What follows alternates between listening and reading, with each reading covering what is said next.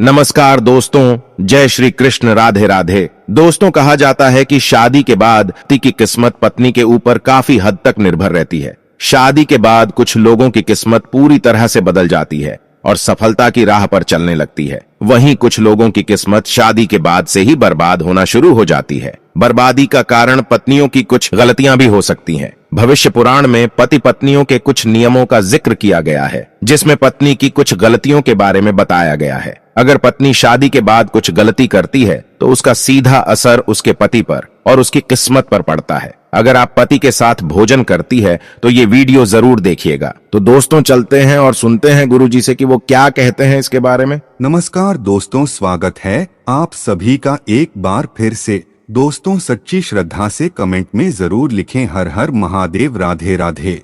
दोस्तों, आपने ये कहावत सुनी होगी कि हर सफल इंसान के पीछे एक औरत का हाथ होता है। ये कहावत यूं ही नहीं कही गई है। दरअसल हिंदू पुराण में भी पति की सफलता के पीछे पत्नी को ही अहम कारण माना गया है। कई मामलों में तो पति की तरक्की भी रुक जाती है। इसलिए शादी के बाद पत्नी को कुछ कायदों का ध्यान रखना चाहिए। तो चलिए जानते हैं ऐसे नियम कायदों के बारे में जो पत्नी को जरूर पालन करने चाहिए। लेकिन उससे पहले आपसे रिक्वेस्ट है कि अगर आपने हमारे चैनल को अभी तक सब्सक्राइब नहीं किया तो जल्दी से सब्सक्राइब कर लीजिए। दोस्तों, पत्नी की ये 5 गलतियां पति को बर्बाद कर सकती है। पहली गलती, सुबह देर से उठना। कोई भी पत्नी अगर सुबह सूर्योदय के बाद भी बिस्तर पर सोती रहती है तो वहां काफी मात्रा में नकारात्मक ऊर्जा पैदा होती है। ऐसा कहा भी जाता है कि देर से उठने वाली महिलाओं के पति को हमेशा दुर्भाग्य का सामना करना पड़ता है। इस ऊर्जा का सीधा प्रभाव पति के सौभाग्य पर पड़ता है और पूरा दिन बेकार जाता है। इसीलिए पत्नी को हमेशा सूरज निकलने से पहले उठ जाना चाहिए। दूसरी गलती, साफ सफाई ना रखना। जो महिलाएं अपने घर की साफ सफाई नहीं करती तथा जिनके कमरे से बदबू आती है, वहां दरिद्रता को आने में देर नहीं लगती। यथार्थ पति की कमाई पर भी असर होने लगता।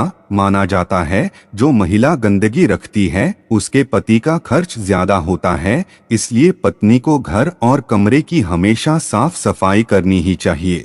तीसरी गलती, पत्नी का रोज नहीं नहाना।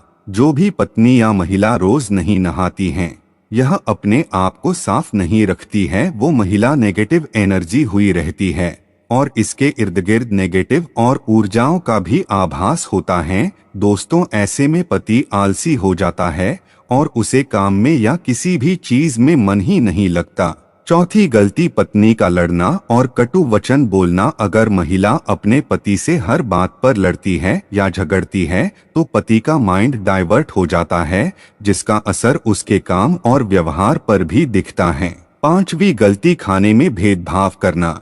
जो कोई भी महिला अपने पति को खुशी मन से या तहे दिल से खाना नहीं खिलाती, उसके पति की बर्बादी वहीं से शुरू हो जाती है। वही दोस्तों, भोजन करने से पहले 5 अंक, 2 हाथ, 2 पैर और मुख्य, इनको अच्छी तरह से धोकर ही भोजन करना चाहिए। भोजन से पहले अन्य देवता तथा अन्नपूर्णा माता की ध्यान करके उनका धन्यवाद करके बोलना चाहिए कि सभी भूखे प्राणियों को भोजन प्राप्त हो और ईश्वर से ऐसी प्रार्थना करने के बाद ही भोजन की शुरुआत करनी चाहिए। भोजन बनाने वाली महिलाओं को स्नान करके ही शुद्ध मन से ही मंत्र जाप करते हुए रसोई घर में प्रवेश करना चाहिए और भोजन बनाना चाहिए। इसी के चलते दोस्तों, सबसे पहले 2 रोटियां एक गाय के लिए और एक कुत्ते के लिए अलग से निकाल कर रखते हैं और फिर अग्निदेव को भोग लगाकर ही बाकी घर वालों को खाना खिलाएं। दोस्तों, आपको बता दें कि भोजन के नियम में सबसे खास है भोजन करने की दिशा। भोजन पूर्वोत्तर की ओर मुख करके ही करना चाहिए। दक्षिण दिशा की ओर करके किया गया भोजन भूत प्रेतों को प्राप्त होता है। ऐसा करने से घर में प्रेत आत्माएं आकर्षित होती है और वही पश्चिम दिशा की ओर किया गया भोजन रोगों की वृद्धि करता है। दोस्तों, बिस्तर पर बैठकर अपने हाथों पर रखकर या टूटे फूटे बर्तनों में भोजन कभी नहीं करना चाहिए। ऐसा करने वाला व्यक्ति नर्क की ओर बढ़ता है। दोस्तों, आपको बता दें कि ऐसे मनुष्य के हाथों द्वारा भोजन कभी नहीं करना चाहिए। कंजूस के द्वारा वैश्य के हाथ का शराब बेचने वाले का दिया हुआ भोजन और व्यास का धंधा करने वाले व्यक्ति का भोजन कतई नहीं करना चाहिए, इससे व्यक्ति को नरक की यातना भुगतनी पड़ती है। भीष्म पितामह कहते हैं कि भोजन के दौरान थाली में अगर बाल या कंकर आ जाए तो उसे वहीं पर छोड़ देना चाहिए। बाहर लाने के बाद भी खाया जाने वाला भोजन दरिद्रता का सामना करने पर मजबूर कर देता है। थाली को अगर कोई व्यक्ति लांघ जाए या ठोकर लग जाए तो ऐसा भोजन दूषित हो जाता है, इसे ग्रहण नहीं करना चाहिए। दोस्तों, भीष्म पितामह ने अर्जुन को बताया कि एक थाली में जब भाई भाई भोजन करें तो वो अमृत के समान हो जाता है। ऐसे भोजन में धन धान्य, स्वास्थ्य और लक्ष्मी की नदी होती है। ऐसे भाई को नरक नहीं जाना पड़ता, स्वर्ग की प्राप्ति होती है। और वही भीष्म पितामह के अनुसार पति पत्नी को एक थाली में भोजन करने को निषेध माना गया है। भीष्म पितामह के अनुसार एक ही थाली में पति पत्नी भोजन अगर करते हैं तो ऐसी थाली को मादक पदार्थों से भरी हुई थाली माना गया है। पत्नी को पति के भोजन करने के उपरांत ही भोजन करना चाहिए, जिससे घर में सुख समृद्धि बढ़ती है और 7 जन्मों तक का साथ मिल जाता है। वही पतियों के लिए भी जरूरी है कि वो घर की लक्ष्मी यानी अपनी घर की औरतों का सम्मान करें, उन्हें हमेशा खुश रखें। जो व्यक्ति घर की औरतों का मान नहीं करता, उनके साथ मारपीट करता है, तो ऐसी गलतियों के कारण दुर्भाग्य हमेशा आपके पत्नी या फिर पति के पीछे ही रहेगा, जिसके कारण दोस्तों भाग्य कभी भी आपके हित में नहीं रहेगा। दोस्तों, दुर्भाग्य से बचने का उपाय भी है, लेकिन इसका मतलब यह नहीं है कि कर्म ना करें और उपाय के सहारे ही अपने आप को तरक्की के राह पर ले जाते रहे। दोस्तों, आपको ये बात बता दूं कि अच्छे कर्म का फल हमेशा अच्छा ही होता है, इसीलिए कोई भी अच्छे कर्म करने से आप चुके ना।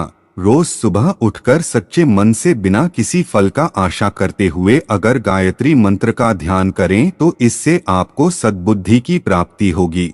अपने माँ बाप तथा अपने परिवारों का आदर और सम्मान करें, उन्हें इज्जत दे और हमेशा खुश रखें। इससे आपकी जिंदगी में पुण्य मिलता है और बुरे समय कभी भी नहीं आता।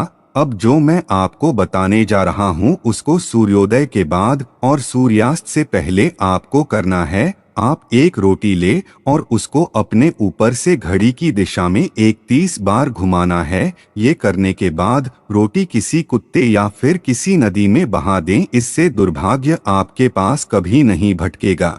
हर मंगलवार और हर शनिवार को बजरंगबली की पूजा करें और बिना चूना लगाया हुआ पान चढ़ाएं और दिया जला। इस पूजा के बाद हनुमान चालीसा का पाठ करें। वैवाहिक जीवन को सुखी बनाने के लिए पति पत्नी गौरी शंकर रुद्राक्ष धारण करें। दोस्तों, रोज सुबह उठकर तैयार होकर गणेश जी की आराधना करें, इससे आपके जीवन में जितनी भी मुसीबतें हैं वो टल जाएंगी।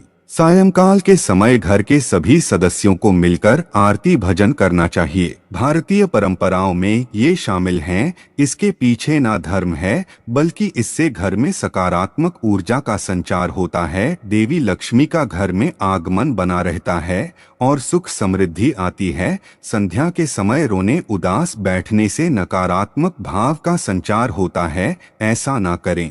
दोस्तों, ऐसा ना सिर्फ हिंदू धर्म में लिखा हुआ है बल्कि अन्य धर्मों में भी कहा गया है। इसी के साथ ही दोस्तों, आमतौर पर बहुत सी महिलाएं से बहुत सी गलतियां होती हैं। इस बात का जरूर ध्यान रखें कि जब भी घर में पति खाना खाने के लिए बैठे तब आपको सुंदर और सुशील और अच्छे व्यवहारों के साथ आपको पति को खाना खिलाना चाहिए। लेकिन अक्सर महिलाएं क्या गलती करती हैं कि जब भी पति खाना खाने बैठते हैं तब बहुत से घरों में पत्नियां विशेष रूप से उन्हें नई नई बातें बताती हैं और कई बार तो कड़वे वचन भी खाना खाते समय बोल देती है। दोस्तों, कड़वे वचन अगर खाना खाते समय पति के कानों में पड़ते हैं तो उस घर में कभी भी देवी लक्ष्मी का वास नहीं होता और उस घर में सदैव कलह होता है और आतंक का माहौल छाया रहता है। तो दोस्तों, इस कारण ये गलती आपको भूलकर भी नहीं करनी चाहिए। तो यह जो कुछ उपाय जिससे आप दुर्भाग्य को सौभाग्य में बदल सकते हैं, साथ ही मैंने ये भी आपको बताया कि कौन सी ऐसी गलती है जो पत्नी अगर करती है तो उसका सीधा असर उसके पति पर पड़ता है। दोस्तों उसके पति का दुर्भाग्य आ ही जाता है और वे कभी भी अपने वे मुकाम को नहीं पा सकता जो वो पाना चाहता है। अपनी जिंदगी में वो रिश्तेदारों में सबसे पीछे रह जाएगा, उसे सफलता नहीं मिलेगी। तो दोस्तों अगर आप भी उन महिलाओं में से एक है जो चाहती है कि उनके पति तरक्की करें, उनके घर में सकारात्मकता का संचार हो, धन का आगमन हो, उनके पति को हर वो मुकाम हासिल हो जो वो पाना चाहते हैं, तो आप इन गलतियों को करने से बचें। कभी भी एक ही थाली में पति पत्नी भोजन ना करें, इससे आपको पता ही है कि आपके घर में नकारात्मक ऊर्जा का संचार होगा, घर में दरिद्रता आएगी। इसी के साथ ही अगर आप ये चाहते हैं कि ऐसा ना हो तो ऐसी गलतियां भूल कर भी ना करें। तो दोस्तों आज की वीडियो में बस इतना ही ज्ञान। अगर वीडियो आपको थोड़ी सी भी ज्ञानवर्धक लगी तो वीडियो को लाइक कीजिए, शेयर कीजिए, साथ ही हमारे चैनल को सब्सक्राइब कीजिए ताकि वीडियो की अपडेट आपको मिलती रहे। साथ ही कमेंट सेक्शन में जय माता दी लिखना ना भूले। आपका बहुत बहुत धन्यवाद।